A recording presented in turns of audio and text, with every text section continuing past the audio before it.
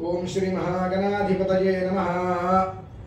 चरितं रघुनाथस्य शतकोटिः प्रविस्तरम् एकैकमक्षरं प्रोक्तं महापातकनाशनम्।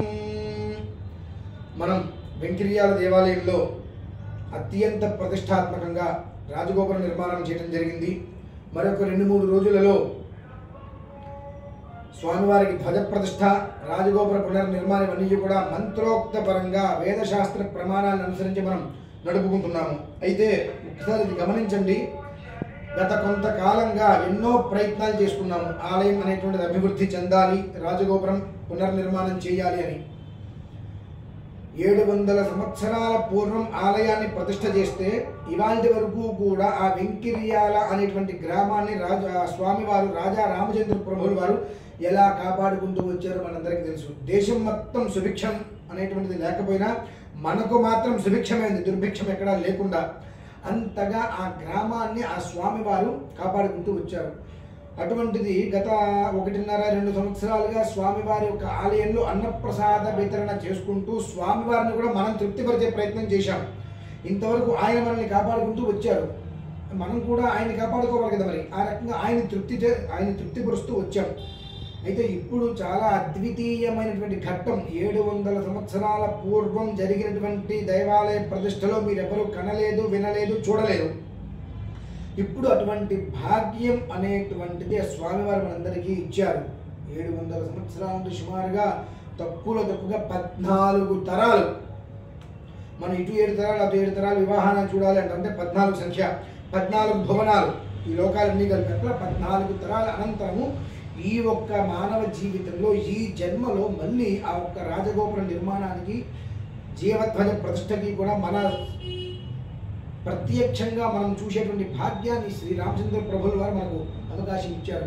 అయితే అసలు విషయం ఏంటంటే ఈ ఒక్క 4 రోజులు 16, 17, 18, 19 4 రోజులు కూడా గ్రామం మొత్తం కట్టుబడి ఉండి సాధ్యమైనంత వరకు మద్యపానము, మాంసం అనేటువంటి రెండిట్లకి దూరంగా ఉన్నట్లయితే వారికి మనం ఇచ్చేటువంటి మర్యాదగా ఉంటుంది స్వామివారికి. ఎందువల్లనంటే మన ఇంటికి ఎవరైనా పెద్దవారు వచ్చారంటే వారికి మర్యాద ఇవ్వడం కోసం మనం ఎలా ఉంటామో తెలుసు, వాటి జోలికి వెళ్ళకుండా. అలానే ఊరు మొత్తాన్ని కూడా కాపాడేటువంటి స్వామివారిని మనం నిలబెట్టుకుంటాం. కాబట్టి ఆయనకి ఇచ్చేటువంటి మర్యాదగా, ఒక గౌరవంగా ఈ ఒక్క 4 రోజులు సాధ్యమైనంత వరకు మద్యపానమునకు, మాంసాహారానికి కనుక మనం దూరంగా ఉన్నట్లయితే మరొక 14 తరాల వారికి స్వామివారి ఒక పుణ్యాన్ని అయితే ఖచ్చితంగా అందజేస్తాడని చెప్పి నేను మనస్ఫూర్తిగా చెబుతున్నాను. ఎందుకంటే అక్కడికి నేను వచ్చి ఉన్నాను, చూసి ఉన్నాను, ఆ శక్తి ఏంటి అనేటువంటి దగ్గర చూసి ఉన్నాను.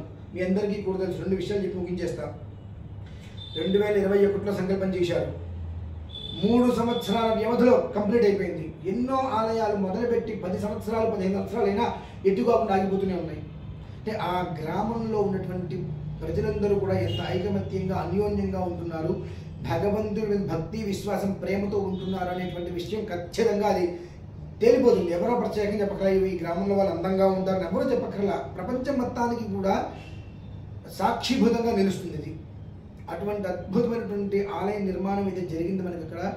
14 తరాల తర్వాత మళ్ళీ అటువంటి ఒక మహద్భాగ్యం తెలిగించేటువంటి అవకాశం మనందరికీ లభ్యమైంది. కాబట్టి ఒక్క ప్రతిష్టని అప్రతిష్ట చేయకుండా, అవమానాలు పాలు చేయకుండా, స్వామివారికి అవమానం జరగకుండా ఉండాలి అంటే ఈ ఒక్క 4 రోజులు మద్య మాంసానికి దూరంగా ఉన్నట్లయితే కనుక మనం చేసుకున్నటువంటి ఈ యొక్క పుణ్యం మరలా 14 తరాల వారికి అందించగలుగుతాము. ఓం శ్రీ మహాగణాధిపతి నమః. జాగ్రత్తగా అందరూ అర్థం చేసుకోవాలని కోరుకుంటూ సెలవు తీసుకుంటున్నాను. స్వస్తి. మరొక చిన్న విషయము, ఈ యొక్క మహాక్రతువు మన ఇంట్లో కాదు, మన వీధిలో కాదు, మన గ్రామంలో, అంటే పిల్ల, పెద్ద, ఆడపిల్లలు, బంధువర్గాలు అందరూ కూడా ఎక్కడున్నప్పటికీ కూడా రావాల్సింది. ఏంటంటే మన ఇంట్లో ఒక పెళ్లి జరుగుతుంటే అమెరికాలో ఉన్న, ఆస్ట్రేలియాలో ఉన్న శుభలేఖలు వేస్తాను రండి అని చెప్పి. అటువంటిది మన గ్రామానికే పెద్ద ఆయనకి అద్భుతమైన ఉత్సవం జరుగుతున్నప్పుడు ఖండాంతరాలు అవతలున్నప్పటికీ కూడా ప్రతి ఒక్క మనిషి కూడా వచ్చి ఉండటం అనేటువంటిది వారి కుటుంబానికే మేలు. రాకపోతే రావడం వారికి నష్టం అంటే ఏం లేదు. కాకపోతే రావటం వల్ల అంటే ఈ ఊరిలో బ్రతికి ఒక స్థితికి వచ్చో లేదంటే ఇంకొక ఊరికి కదిలించే వలస వెళ్ళో మనం ఉంటున్నాం. కానీ మొట్టమొదటి జన్మించినటువంటి ప్రదేశం ఏదైతే ఉందో ఆ ప్రదేశంలో జరిగేటువంటి అద్భుతమైన ఉత్సవం కనుక ఆడపిల్లలందరూ ఎక్కడెక్కడ ఉన్నప్పటికీ కూడా అందరూ కూడా ఇంటికి వచ్చి చక్కగా ఒక పండుగ వాతావరణంలాగా జరుపుకోవాలి. ఇంటల్లుళ్ళు సంక్రాంతి వస్తే ఇంటల్లుళ్ళు వస్తారు. అలానే అంతకన్నా మహాసంక్రాంతి అనుకోండి, 14 తరాల తర్వాత వచ్చినటువంటి ఊరు సంక్రాంతిగా భావించండి.